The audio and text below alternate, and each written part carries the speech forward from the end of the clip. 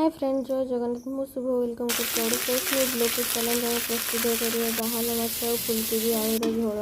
प्रथम फुलकोबी आलू काटिकी रखिदी आम कड़े बसैकी तेल देली तेल दे सारा फुलकोबी और आलू को पकड़ी आलू फुलकोबी पकड़ी भाजीदेली भाजी सारी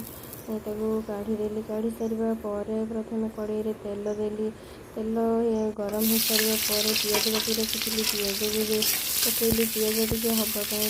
छाड़ी पियाज टे हो सारा रखिदी एपटे अदा रसुण जो पेस्ट करदेली टे कषि सारा सहित लुण और हलदी आ लंका गुंड ताकू सब पकईकी किसी समय कषिली अदार स्मेल जावा पर्यंत अदा स्मेल जावापर देखो तेल टे बाहरी आसला जेहेतु मसलाटा पूरा भलसे कषिगला मसला कषि सारापर जो टमाटो को काटी रखी टमाटो देदेली टमाटो देकी सहित गोटे गरम मसलार गुंड टे पकईली एपटे देखो बाहाल माछ भाजी रेडी रखी जाइली जो भाजिकी फुलकोबी और आलू को रखी पकईकी अल्प समय कषापी छाड़ी आलू और फुलकोबी भलसे सिझापी भी छाड़ी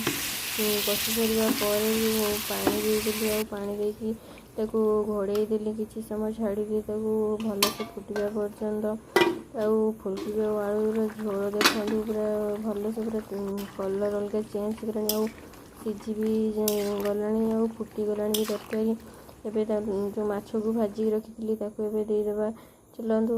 माछ भी पकईदेली किसी समय ढांकी छाड़ी फुटापी देखो प्रस्तुत हो गला मोर बाहाल माछ फुलकोबी।